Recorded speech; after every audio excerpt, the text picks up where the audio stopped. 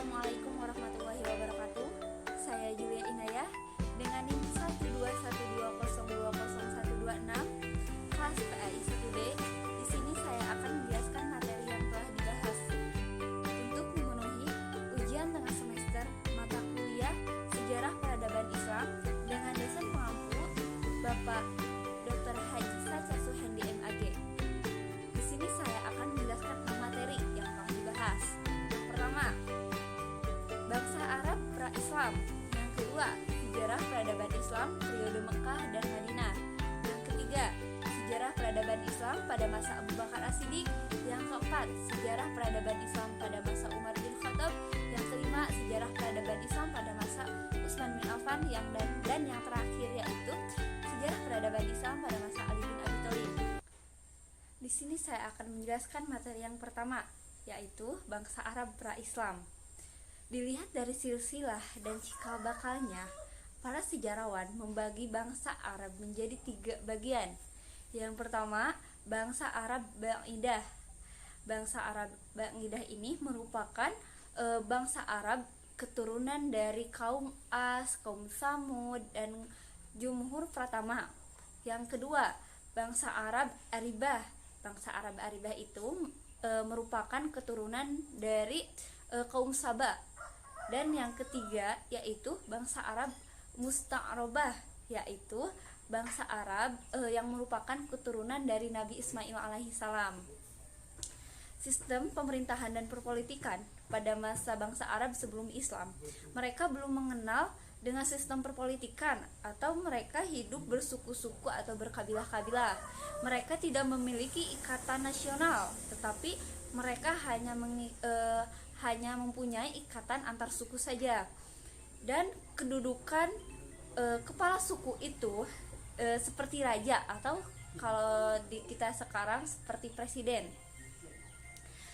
Kondisi masyarakat bangsa Arab pra-Islam itu mereka sangat lemah dan sangat bodoh ya, atau bisa disebut juga dengan masa jahiliyah. Nah, kenapa? Karena pada masa itu bukan mereka tidak bisa membaca, bukan tidak bisa menulis, tetapi mereka jahiliyah dalam moralnya. Mereka suka melakukan hal-hal yang tidak manusiawi. Seperti kebiasaannya ya, ada membunuh atau mengubur hidup-hidup anak perempuan karena mereka menganggapnya sebagai aib, atau karena kemunafikan mereka ya. Terus ada juga mereka membunuh anak laki-laki karena ditakutkan mereka akan kemiskinan dan akan kelaparan. Nah, untuk ya sangat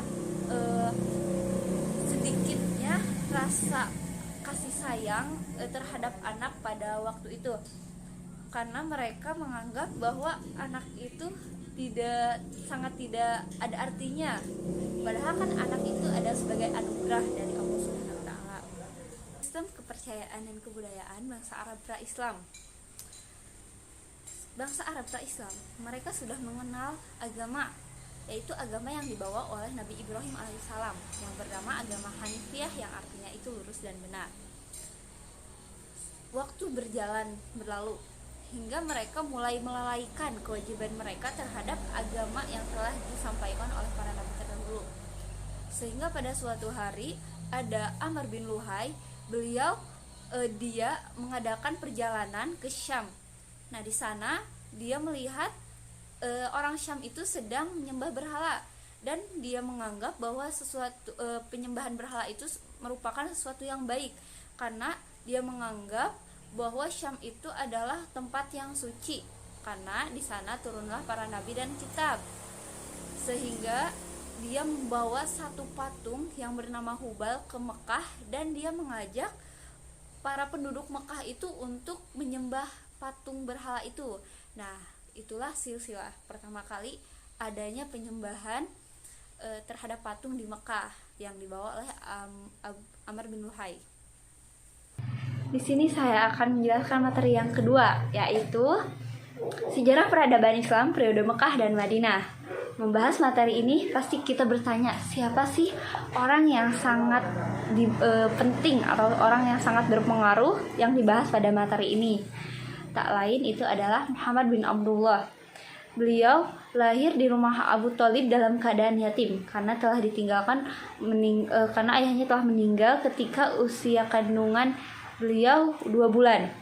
Nabi Muhammad juga telah diberi julukan pada masa usia remajanya dengan julukan Al-Amin, yang artinya itu percaya, ya, terpercaya. Beliau pada usia 25 tahun menikah dengan janda yang cantik dan kaya raya yang bernama Khadijah. Dan ketika usia 40 tahun pada tanggal 17 Ramadan di tempatnya di Gua Hiro, Allah Subhanahu wa taala memerintahkan malaikat Jibril untuk memberikan wahyu pertama kepada Nabi Muhammad SAW. Nah, dan itu pun menjadi simbolis diangkatnya atau dilantiknya Nabi Muhammad SAW sebagai nabi dan rasul. Turunnya surat Al-Mudaththir ayat 1-7. Maka di sini dimulailah perjuangan Nabi Muhammad SAW dalam menyebarkan agama Islam. Di Mekah, beliau mempunyai 3 tahapan dakwah. Yang pertama, dakwah secara sembunyi-sembunyi. Dakwah ini dilakukan secara tertutup, yakni beliau hanya menyampaikan agama Islam mulai dari rumah ke rumah atau dari kerabat ke kerabat, sahabat ke sahabat. Jadi enggak meluas ya. Terus yang kedua, dakwah secara terang-terangan. Dakwah ini dilakukan 3 tahun setelah dakwah secara diam-diam dilakukan, yaitu ketika tahun 613 Masehi. Bangsa Arab tidak langsung menerima ajaran Islam ketika saat itu, tetapi mereka menolak dengan sangat keras dan masif karena mereka menganggap bahwa ajaran yang dibawa oleh Nabi itu bertentangan dengan kebiasaan bangsa Arab waktu itu. Yang ketiga yaitu dakwah di luar Mekah, karena semakin banyaknya goncangan dan gangguan yang dilakukan oleh kaum Quraisy, Nabi Muhammad SAW memerintahkan kepada umatnya untuk berhijrah ke Habasyah. Nah, hijrah ini pun menjadi hijrah pertama yang dilakukan oleh umat Islam pada waktu itu. Setelah dakwah di Mekah dilakukan selama kurang lebih 13 tahun, Nabi Muhammad SAW mengadakan dakwah atau mulai berdakwah di kota Madinah. Nah, setelah Nabi Muhammad berhijrah ke Madinah sekitar tahun 622 Masehi, beliau langsung melakukan pekerjaan yang sangat penting. Yang pertama, membangun masjid diperuntukkan untuk sarana ibadah, sarana dakwah, dan sarana tempat berpendidikan. Yang kedua, mempersaudarakan kaum muhajirin dan kaum ansor. Yang ketiga, yaitu mempersatukan suku-suku yang asalnya berseteru atau mempunyai konflik, terutama suku Khazraj dan Aus. Yang keempat, mengadakan perjanjian dengan kaum-kaum Yahudi yang disebut juga dengan Piagam Madinah. Nah, dakwah di Madinah itu dilakukan oleh Nabi kurang lebih selama 10 tahun. Jadi simpulannya, Nabi Muhammad SAW itu berdakwah kurang lebih 23 tahun. 13 tahun dilakukan di kota Mekah dan 10 tahun lagi dilakukan di kota Madinah.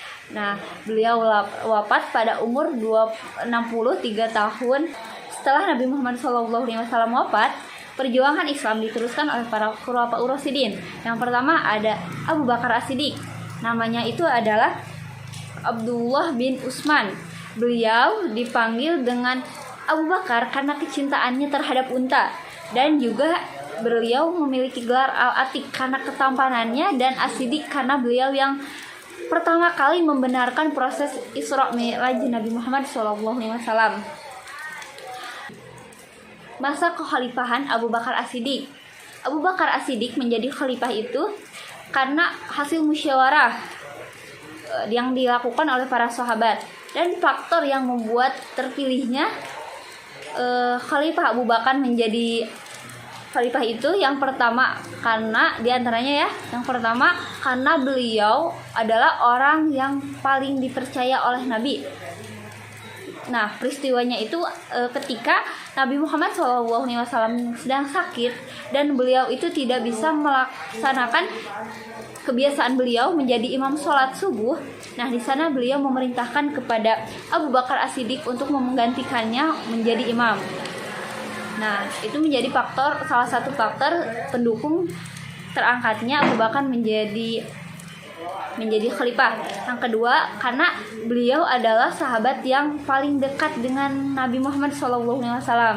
Jadi para sahabat percaya bahwa Abu Bakar dapat meneruskan perjuangan Rasulullah SAW. Problematika yang dihadapi oleh Abu Bakar As-Siddiq selama menjabat, di antaranya pertama, adanya pemberontakan dari setiap kabilah. Yang kedua, banyaknya orang-orang yang murtad. Yang ketiga, banyaknya orang yang mengaku sebagai nabi atau nabi palsu. Yang keempat, adanya pemberontakan dari orang-orang yang tidak mau membayar zakat. Adapun prestasi Abu Bakar selama menjadi khalifah itu, yang pertama, merampas dan dapat memerangi orang yang murtad. Yang kedua, memerangi orang yang mengaku sebagai nabi palsu. Yang ketiga, dia mengadakan kodifikasi Al-Quran. Dan yang keempat, beliau juga memperluas wilayah ya. Adapun keteladanan Abu Bakar yang dapat kita ambil atau aplikasikan ke dalam kehidupan sehari-hari, yaitu yang pertama, beliau adalah orang yang jujur. Yang kedua, dia orang yang sangat kasih sayang, yang penyayang. Yang ketiga, beliau juga orang yang suka bermusyawarah. Karena pada saat beliau sakit, beliau sempat-sempatnya ya melakukan musyawarah untuk memusyawarahkan siapa sih yang akan menggantikan beliau ketika sudah meninggal nanti. Terus yang keempat, dia juga orangnya yang setia, karena beliau adalah orang yang paling setia menemani dakwah Nabi. Khalifah yang kedua yaitu Umar bin Khattab. Ternyata nasab Umar bin Khattab bertemu dengan Nabi Muhammad SAW itu pada Ka'ab bin Lu'ay. Nah, Umar bin Khattab itu lahir di keturunan suku Adi ya itu masih termasuk bangsa Quraisy yang sangat terkenal. Masuknya Umar bin Khattab ke dalam Islam merupakan kekuatan yang sangat besar untuk perjuangan dakwah Islam. Karena Umar bin Khattab itu dikenal dengan seorang yang sangat tegas, pemberani, dan juga beliau sangat disegani oleh orang-orang. Sehingga pada waktu itu dakwah yang asalnya dilakukan secara sembunyi-sembunyi, mulai Umar mengusulkan kepada Nabi Muhammad SAW itu untuk berdakwah secara terang-terangan. Nah, di sanalah setelah saat itu turunlah wahyu untuk menjalankan dakwah secara terang-terangan. Umar bin Khattab menjadi khalifah itu karena beliau diangkat langsung oleh Khalifah Abu Bakar As-Siddiq. Karena menurut Khalifah Abu Bakar As-Siddiq yang paling pantas untuk menggantikan posisi beliau itu yaitu Umar bin Khattab. Beberapa prestasi yang sangat signifikan yang dilakukan oleh Umar bin Khattab semasa menjadi khalifah. Yang pertama, beliau itu memperluas wilayah. Yang kedua, membentuk jawatan kepolisian. Terus yang ketiga, membentuk administrasi negara. Dan banyak lagi. Nah, adapun prestasi Umar bin Khattab yang dapat kita rasakan hingga saat ini itu adanya Baitul Mal. Terus yang kedua yaitu adanya tahun Hijriyah. Terus adanya perluasan Masjid Nabawi dan yang lain-lain. Adapun sikap atau teladan yang dapat kita ambil dari Umar bin Khattab itu, yang pertama, beliau itu orangnya sangat pemberani. Yang kedua, orangnya sangat tegas. Dan yang ketiga, beliau orangnya sangat jujur dan dermawan. Sangat sederhana juga ya. Setelah Umar bin Khattab wafat, khalifah diteruskan oleh Utsman bin Affan. Utsman bin Affan diangkat menjadi khalifah pada tahun 23 Hijriah dan dilantik pada 1 Muharram tahun 24 Hijriah. Dan pada saat itu usia beliau diperkirakan sekitar umur 70 tahun menurut kalender Hijriah. Masa yang jadi keberhasilan pada Khalifah Utsman bin Affan itu dikenal dengan 6 tahun pertama, karena itu dianggap masa yang paling positif dan yang paling sukses. Karena setelah itu umur Utsman bin Affan itu sudah tidak efektif lagi ya untuk memerintah, sehingga banyak godaan atau banyak bisikan-bisikan yang dilakukan oleh orang-orang yang emang mereka gila terhadap pemerintahan, sehingga mulailah pada saat itu sistem pemerintahannya itu mulai agak gimana ya, mulai agak bukan hancur sih, tapi mulai agak tidak kondusif. Dan semakin banyak orang munafik yang masuk ke pemerintahan dan ingin menghancurkan sistem pemerintahan Utsman pada saat itu. Adapun prestasi yang sangat terkenal pada masa Khalifah Utsman bin Affan itu, yaitu beliau melakukan kodifikasi Al-Quran dan memushafkannya sehingga menjadi satu mushaf atau satu bentuk Al-Quran, dan prestasinya itu bisa kita rasakan sampai saat ini adanya Al-Quran. Khulafaur Rasyidin yang keempat yaitu Ali bin Abi Thalib. Setelah berakhirnya masa pemerintahan Utsman bin Affan yang berujung kepada pemberontakan, nah di sini umat Islam mulai terpecah belah, sehingga banyak sekali pertimbangan untuk memilih siapa sih yang akan menggantikan Utsman bin Affan itu. Nah, setelah dilakukan musyawarah antara kaum Muhajirin dan Ansor, akhirnya terpilihlah Ali bin Abi Thalib sebagai khalifah pada saat itu. Tetapi banyak sekali yang tidak setuju terhadap terpilihnya Ali, karena beliau juga dianggap sebagai salah satu orang yang ikut serta dalam pembunuhan Utsman bin Affan. Adapun konflik besar yang dilakukan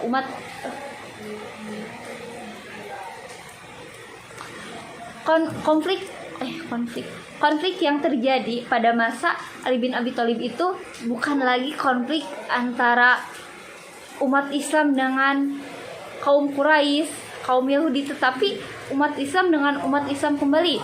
Seperti ada dua perang yang dilakukan pada saat itu oleh umat muslim. Yang pertama, perang Jamal. Perang Jamal itu dikenal sebagai perang berunta, karena di sana Siti Aisyah itu berperang menggunakan unta. Perang itu dilakukan karena ketidaksetujuannya atas terpilihnya Ali menjadi khalifah pada saat itu. Terus karena ambisinya Abdullah ibnu Jubair untuk menjadi khalifah pada saat itu, jadi terjadilah peperangan. Konflik yang kedua yaitu perang Siffin. Nah, perang Siffin merupakan awal mula lahirnya aliran-aliran dalam Islam, karena pada perang Siffin itu berakhirnya dengan tahkim. Banyak sekali yang tidak setuju dengan adanya tahkim, sehingga membuat umat Islam itu terpecah belah menjadi 3 golongan. Yang pertama, Syiah itu penganut yang sangat setuju dengan Ali. Yang kedua ada Khawarij atau yang keluar dari golongan Ali, dan yang ketiga ada Sunni atau orang yang netral yang ikut ke barisan Muawiyah. Prestasi Ali bin Abi Thalib. Pada masa pemerintahannya, Ali bin Abi Thalib memiliki beberapa prestasi, di antaranya menggantikan pejabat yang kurang cakap, yang kedua membenahi keuangan negara, yang ketiga memajukan ilmu dalam bidang bahasa. Dan berakhirnya masa Khalifah Ali bin Abi Thalib. Abi bin Abi Thalib itu wafat pada 19 Ramadan, tepat ketika usia beliau 63 tahun. Nah, dengan wafatnya Ali bin Abi Thalib ini, berakhirnya masa pemerintahan Khulafaur Rasyidin dan digantikan oleh dinasti Umayyah. Mungkin cukup sekian yang bisa saya sampaikan. Mohon maaf atas segala kekurangannya. Wabillahi taufiq wal hidayah. Wassalamualaikum warahmatullahi wabarakatuh.